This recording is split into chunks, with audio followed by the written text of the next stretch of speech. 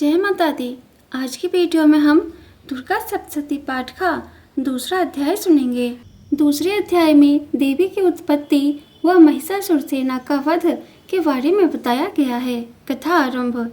मेधा ऋषि बोले कि अति प्राचीन काल की बात है कि एक बार देवताओं व असुरों में भीषण युद्ध हुआ जो 100 वर्षों तक चला। उस युद्ध में असुर सेना का नायक महिषासुर था तो देव सेना के नायक इंद्र थे। युद्ध में देव सेना असुर सेना से परास्त हो गई। तब महिषासुर देवताओं को पूरी तरह जीतकर स्वयं इंद्र बनकर इंद्र के सिंहासन पर बैठा।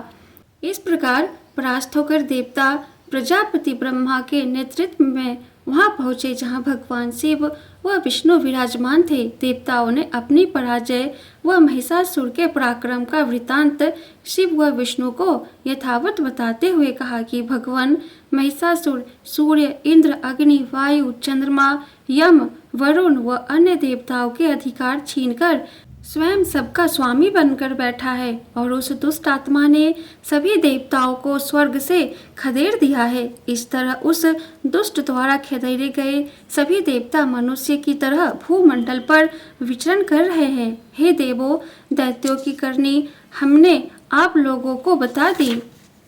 अब हम आपकी ही शरण में हैं। अब आप ही इस असुर के वध का कोई उपाय सोचे। देवताओं की ऐसी वाणी सुनकर भगवान विष्णु व शिव को असुरों पर बड़ा क्रोध आया। उनकी भौहें तन गई और मुंह वक्र हो गया। उसी समय अति क्रोधित विष्णु के मुख से एक तेज प्रकट हुआ। इसी तरह ब्रह्मा, शिव, इंद्र आदि अन्य देवताओं के शरीरों से भी तेज उत्पन्न हुआ।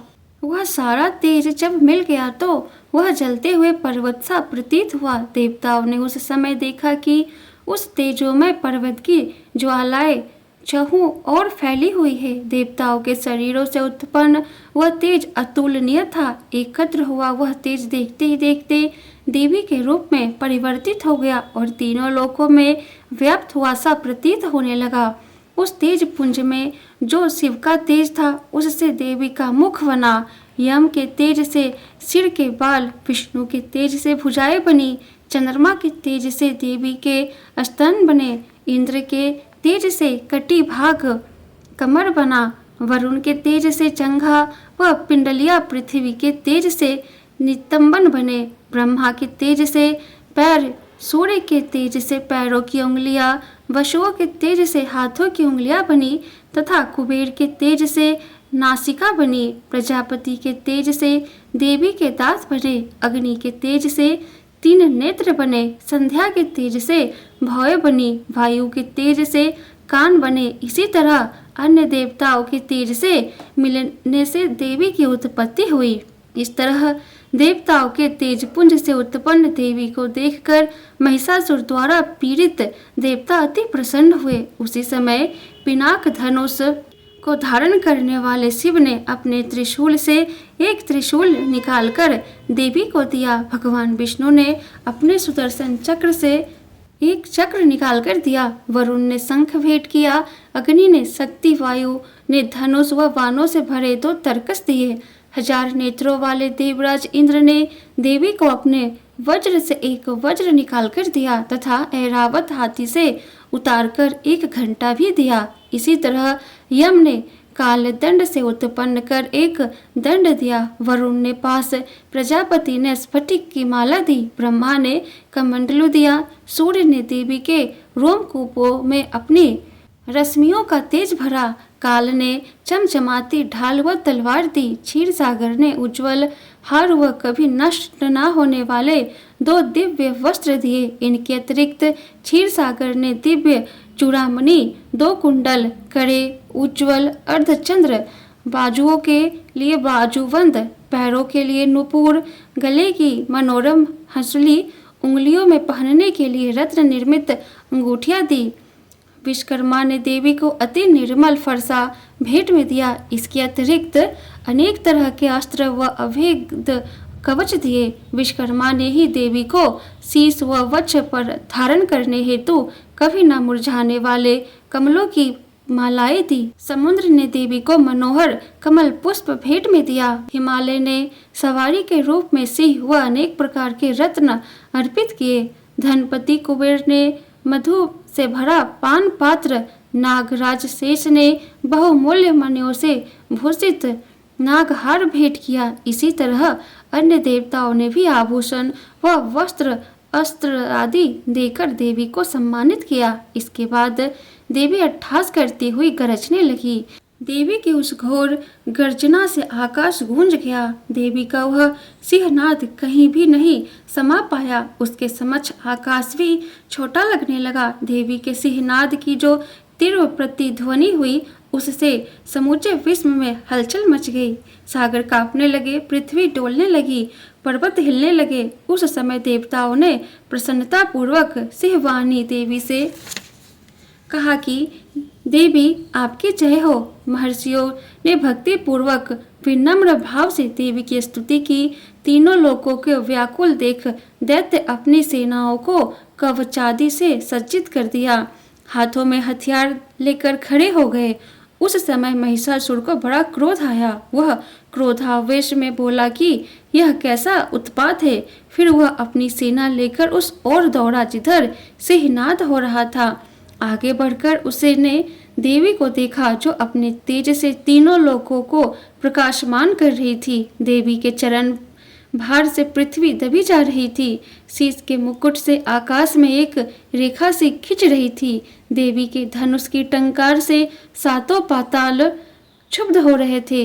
देवी अपनी 1000 भुजाओं को संपूर्ण दिशाओं में फैलाए हुए खड़ी थी। इसके बाद देवी का दैत्यों से युद्ध छिड़ गया। देवी के अस्त्र शस्त्र सभी दिशाओं में व्याप्त थे। महिषासुर की राक्षसी सेना का सेनापति चिच्छुर नामक एक असुर था। वह असुर देवी से युद्ध करने लगा।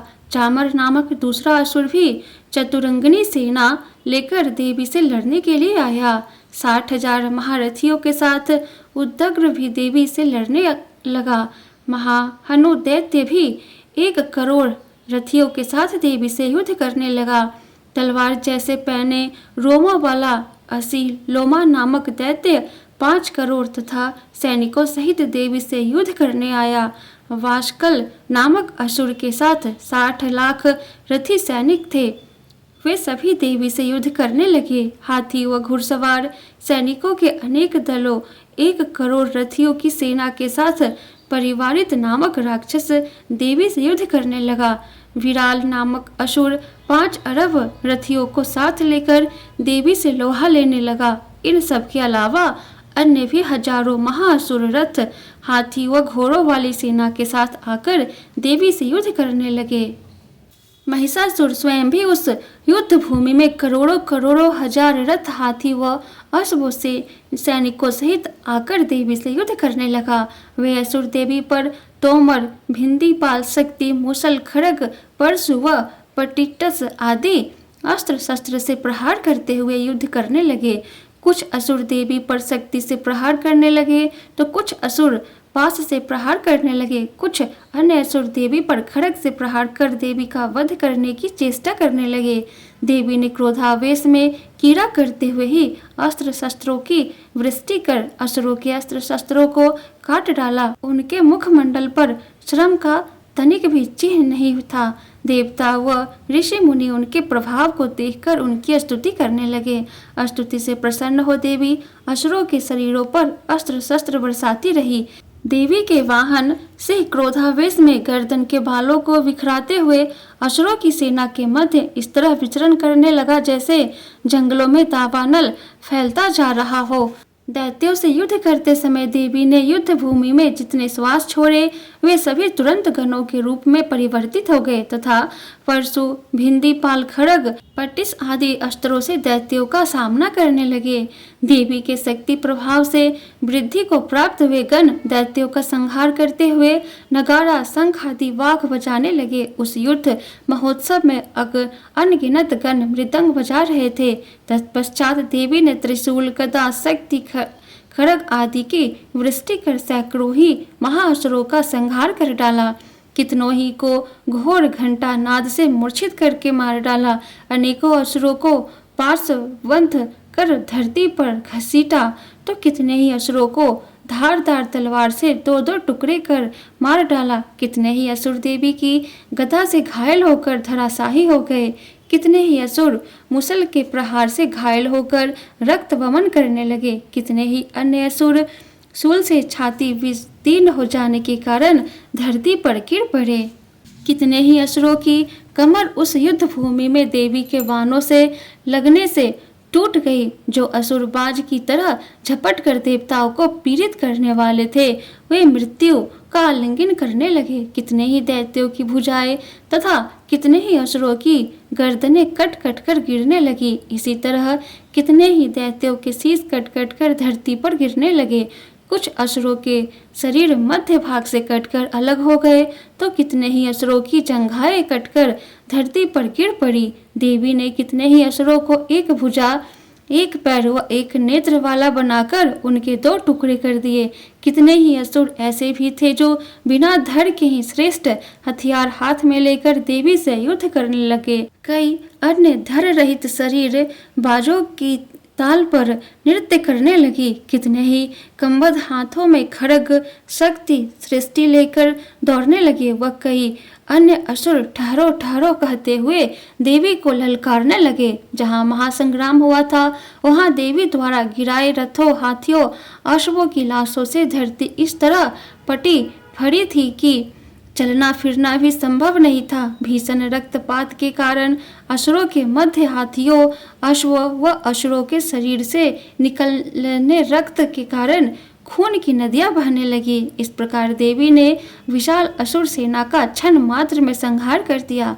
वह स्थिति ऐसी थी जैसे तिनके व लकड़ी के ढेर को अग्नि क्षण भर में भस्म कर डालती है। देवी का सिंह युद्ध भूमि में बालों को बिखराता वह घोर गर्जना करता हुआ असुरों के शवों के मध्य घूमता।